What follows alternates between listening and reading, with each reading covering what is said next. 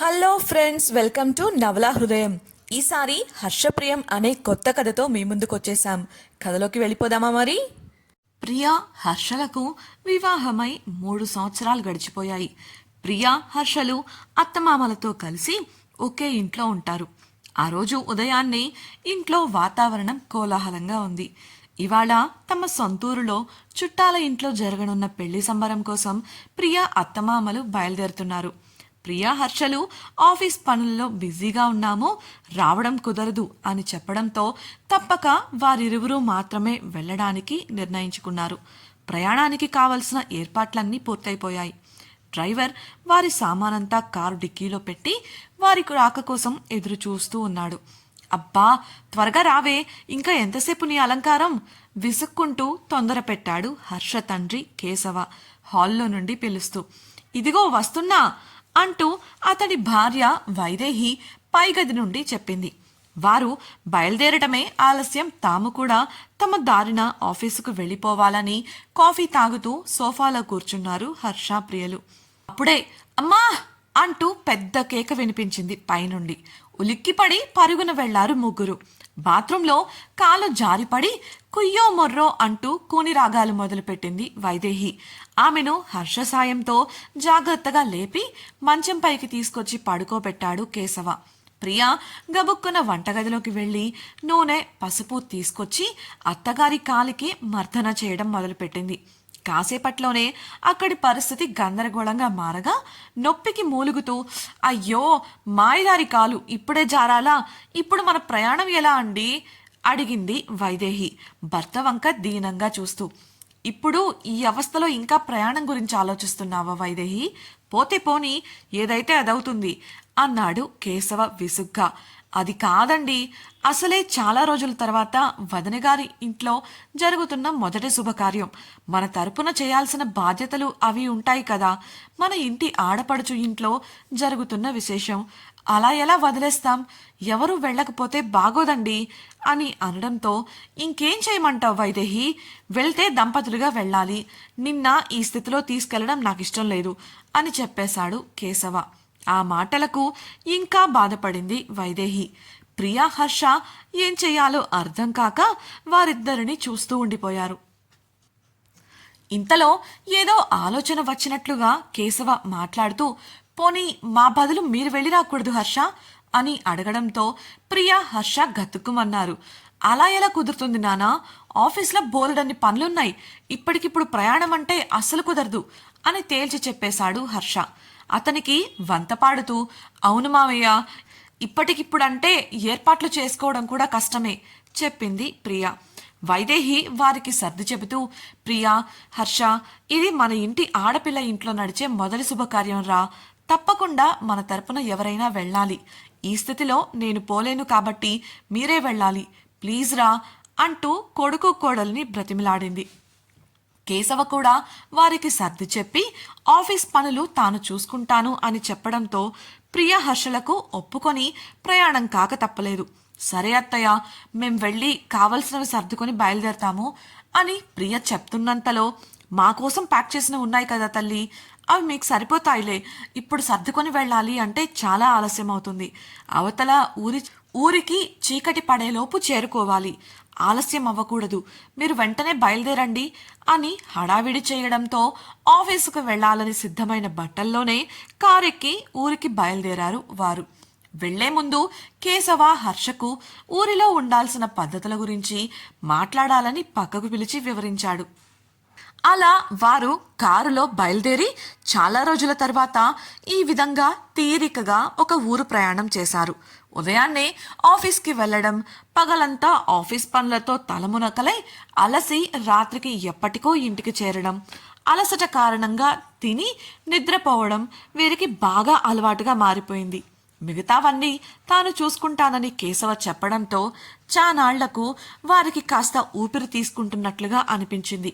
Car ఎక్కిన కాసేపటికే ఇద్దరికీ నిద్ర ముంచుకురాగా గాఢ నిద్రలోకి జారుకున్నారు ఇద్దరు. ప్రియా హర్ష రోజు ఉదయాన్నే ఆఫీస్ పనులపై వెళ్ళి రాత్రి ఎప్పటికో గాని ఇంటికి చేరుకోరు.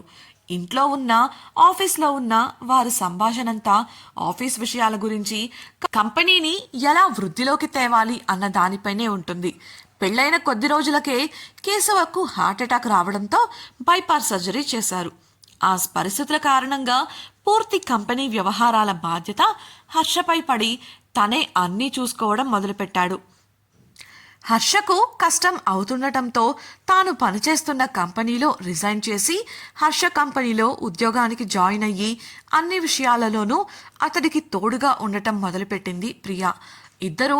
ఇద్దరూ కంపెనీ అభివృద్ధి గురించి ఆలోచించేవారు కావడంతో ఏనాడు తమ వ్యక్తిగత జీవితం గురించి పెద్దగా ఆలోచనలు చేయలేదు. అలా అనడం కన్నా వారి దృష్టి కంపెనీ వ్యవహారాలపై ఉండటం వల్ల వ్యక్తిగత జీవితంపైకి గాలి మళ్ళలేదు అని చెప్పచ్చు. ఎప్పుడైనా కేశవ వాళ్ళు అలా సరదాగా ఎక్కడికైనా వెళ్ళిరమ్మన్నా ఆఫీస్ పనులు అడ్డుపెట్టుకొని తోసిపుచ్చేవారు ప్రియా, హర్ష. అలాంటిది ఇన్నాళ్లకు అత్తగారి గాయం వల్ల వాళ్లకు ఒక సరైన ఆట విడుపు దొరికింది. వారు తమ సొంత ఊరు చేరుకునేసరికి సాయంత్రం అయిపోయింది. వారిద్దరికీ మెలకువ వచ్చేసరికి హర్ష, ప్రియ ఒకరి భుజాలపై ఒకరు తలవాల్చి పడుకొని ఉన్నారు. తమ పెళ్లి జరిగాక ఏనాడు వారు అంత దగ్గరగా ఉండకపోవడంతో వారికి కొంత ఆశ్చర్యంగా ఉండి వింత అనుభూతిని కలిగించింది.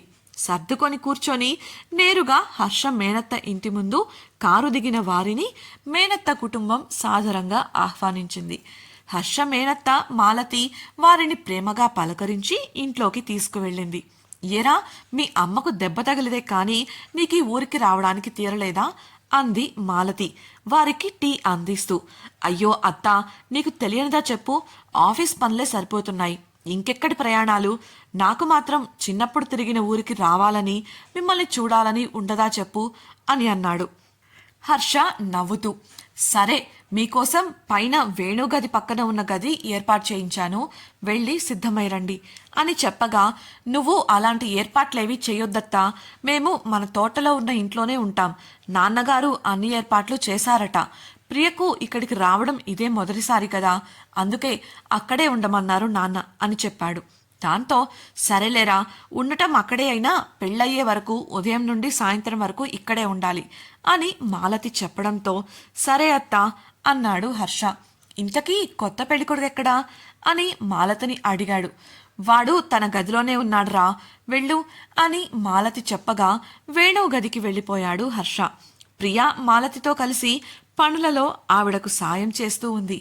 ఉదయం పూజ కోసం కావలసినవన్నీ సర్దుతున్న మాలతి, మీ అత్తగారు నీ గురించి చాలా గొప్పగా చెప్తారు ప్రియా, ఆవిడ చెప్పింది విన్నాక నీలాంటి కోడలు దొరికితే బావుండు అనిపించింది, నువ్వు మీ అత్తగారు చెప్పినట్లే లక్షణంగా ఉన్నావు అన్నారు తలనిమిరి. ప్రియ మొహమాటంగా నవ్వి ఊరుకుంది. ఎల్లకాలం బిజినెస్లో లాభాలు తేవడమేనా, లేక మా ఇంటికి వారసుడిని తీసుకొచ్చేదేమైనా ఉందా? అసలే 3 సంవత్సరాలు అవుతుంది కదా మీ పెళ్ళై? అల్లరిగా అడిగిన మాలతి ప్రశ్నకు ప్రియ గతుక్కుమంది. ఆమెకు ఎలా స్పందించాలో అర్థం కాలేదు.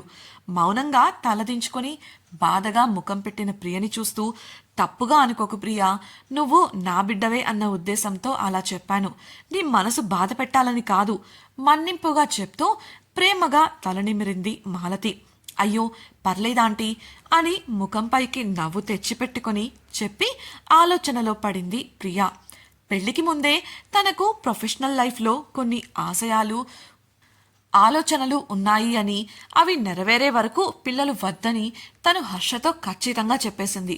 హర్ష కూడా తన నిర్ణయానికి మద్దతుగా నిలిచి ఏ రోజు తనను ఇబ్బంది పెట్టలేదు. కనీసం తనను తాకి డిస్టర్బ్ చేయడానికి కూడా ప్రయత్నించలేదు.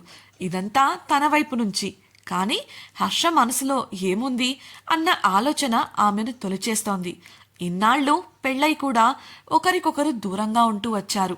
తాను కోరిందని ఇన్నాళ్ళు దూరంగా ఉన్నాడు. కానీ హర్షకున్న ఆశలేంటి, అతడి కోరికలేంటి అని అనుకోగానే ఆమె మనసు తెల్ల కాగితంలా మారిపోయింది. తనకు హర్ష మనసులో ఏం ఉందో కూడా తెలియదు. అసలు ఏనాడు అది తెలుసుకోవాలని ఆమె ప్రయత్నించలేదు. ఇప్పుడు తెలుసుకోవాలని ఉన్నా ఎలా తెలుసుకోవడం అర్థం కాలేదు. ఇలాంటి ఆలోచనలతోనే మాలతితో కలిసి సామాగ్రి సర్దేసింది. హర్ష వేణుతో కబుర్లలో పడగా ప్రియను తీసుకొని వేణు గదికి వెళ్ళింది మాలతి. ఇలానే కబుర్లు చెప్పుకుంటూ కూర్చుంటే సాయంత్రం ఫంక్షన్ ఆలస్యం కావట్లేదు అని మాలతి నవ్వుతూ ప్రశ్నించగా, సాయంత్రం ఫంక్షన్ ఏంట్రా అడిగాడు హర్ష. మెహందీ ఫంక్షన్ రా, అమ్మాయి వాళ్ళ ఇంట్లో ఏర్పాటు చేశారు. ఊర్లోనే కదా, ప్రశాంతంగా వెళ్ళొచ్చులే అన్నాడు వేణు. నీ సంగతి సరేరా, హర్ష వాళ్ళు తోటలో ఉంటారంట, వాళ్ళు సిద్ధమై రావద్దు అని మాలతి అనడంతో, అదేంట్రా ఇక్కడే ఉండొచ్చు కదా, ఇన్నాళ్లకు వచ్చి తోటలో ఉంటారంటావా బావా అని వేణు అడగగా, రేయ్ ప్రియ ఇక్కడికి మొదటిసారి వచ్చింది కదా, తనకు ఇక్కడంతా చూపించి రమ్మని ఇంట్లో ఆర్డర్, అందుకే అక్కడే ఉందామని. అయినా సమయానికి వచ్చేస్తాం కదా, ఇంకెందుకురా నీ ఏడుపు నవ్వుతూ అన్నాడు హర్ష. అంతేలేరా, పెళ్ళయిందిగా మారిపోయావు అని ఉడుక్కుంటున్న వేణుతో, రేపో మాపో నువ్వు కూడా అదే చేస్తావులే కానీ ఇక మేం బయలుదేరతాం, సమయానికి వచ్చేస్తాము అని లేచాడు హర్ష. సరే బావా, మన రాఘవ మీ తోటలోనే ఉంటున్నాడు, ఏదైనా కావాలంటే వాణ్ణి అడుగు చాలు, త్వరగా వచ్చేయండి వేణు చెప్పగా అక్కడి నుంచి బయలుదేరి తోటలోని తమ పాత ఇంటికి చేరుకున్నారు హర్ష వాళ్ళు. కారు తోటలోకి రావడమే గమనించిన రాఘవ గబుక్కున కారు దగ్గరకు పరిగెత్తుకెళ్లి డోర్ తీశాడు. కారులో హర్షను చూసిన రాఘవ కళ్ళు మెరవగా హర్ష కూడా కారు దిగి ఆనందంగా రాఘవను హత్తుకున్నాడు. ఎలా ఉన్నావురా రాఘవ అని హర్ష అడిగితే, ఇన్నాళ్లకు ఊరిలోని వాళ్ళు గుర్తొచ్చారా నీకు అని ప్రశ్నించాడు రాఘవ. ఆప్యాయంగా, ఎంత మారిపోయావురా అంటూ హర్షను తడిమాడు రాఘవ. అప్పుడే పొలం పని చేసి వచ్చి మాసిపోయిన బట్టలలో ఉన్నాడు రాఘవ. కానీ స్నేహం ముందు అలాంటి వాటికి చోటుంటుందా? అందుకే హర్ష కూడా అవేవి పట్టించుకోలేదు. అది గమనించిన ప్రియ మనసులో ఇంకో మెట్టు ఎదిగాడు హర్ష. వారి చూపులలో మాటలలో కల్మషం లేదు. హర్ష ప్రియను చూపిస్తూ, రాఘవ తను నా భార్య ప్రియ అని ప్రియతో, ప్రియ వీడు నా స్నేహితుడు రాఘవ అని పరిచయం చేశాడు. ప్రియ చిన్నగా నవ్వి, బావున్నారా అన్నయ్య అని పలకరించగా రాఘవ కూడా క్షేమ సమాచారాలు అడిగి తెలుసుకున్నాడు. ప్రియ రాఘవను ఎక్కువ తక్కువ అనుకోకుండా అన్నయ్య అని సంబోధించడం నచ్చింది హర్షకు. పదండ్రా, సామాను నేను తీసుకొస్తాను అని రాఘవ చెప్పగా ఇంట్లోకి వెళ్లారు ప్రియ హర్ష. రాఘవ సామానంతా ఇంట్లోని వరండాలో పెట్టి, మీకోసం ఆ గదిలో ఏర్పాట్లు చేశాం హర్ష, మిగతా గదులన్నీ సామానుతో ఉన్నాయి, లేదంటే వర్షాలకు నీరు కారుతూ ఉన్నాయి, వంట మా ఇంటిని వచ్చి చేసి పెడుతుంది అని గది చూపిస్తూ అనగానే, నీకు పెళ్ళయిందని చెప్పనే లేదు అన్నాడు హర్ష. అయ్యిందిరా, మా ఆవిడ టౌన్కి వెళ్ళింది, సాయంకాలం రాగానే నీకు పరిచయం చేస్తాలే అన్నాడు రాఘవ. అన్నయ్య ఇవాళ వంట పని ఏమీ పెట్టుకోవద్దు, మేము ఫంక్షన్కి వెళ్తున్నాం అని ప్రియ చెప్పగా, అవునరా అమ్మాయి వాళ్ళ ఇంట్లో ఏదో ఫంక్షన్ అంట, సాయంత్రం మేము అక్కడే తినేస్తాం అని హర్ష అన్నాడు. అలా అయితే సరే, మీరు విశ్రాంతి తీసుకొని సిద్ధం కండి, ఏదైనా కావాలంటే పిలవండి అని చెప్పి అక్కడి నుంచి వెళ్ళిపోయాడు రాఘవ. తమ కోసం ఏర్పాటు చేసిన గదిలోకి సామానంతా చేర్చేశాడు హర్ష. పాతకాలపు పట్టెమంచంపై వాలిపోతూ, నువ్వెళ్ళి స్నానం చేసిరా ప్రియా, నీ తర్వాత నేను రెడీ అవుతాను అన్నాడు ఫోన్ అందుకొని. ఇక సాయంత్రం ఫంక్షన్కు సమయానికి వెళ్ళాలి కాబట్టి ప్రియ కూడా మాట్లాడకుండా బట్టల బ్యాగ్ తెరిచింది. మరుక్షణం ఆమె ముఖం మాడిపోగా నీరసంగా నిట్టూర్చి బట్టలు తీసుకొని స్నానానికి వెళ్ళింది. బాత్రూంకి వెళ్ళిన ఆమెకు మరో షాక్. అది పాతకాలపు ఇల్లు కావడంతో షవర్ కానీ బట్టలు కట్టుకోవడానికి వేరుగా గది లేక స్థలం కానీ లేవు. పడక గదిలోకి వెళ్ళే బట్టలు కట్టుకోవాలని అర్థమైంది. కానీ అక్కడ హర్ష ఉన్నాడు. ఎలా అని అనుకుంటూనే స్నానం చేయడం పూర్తి చేసింది.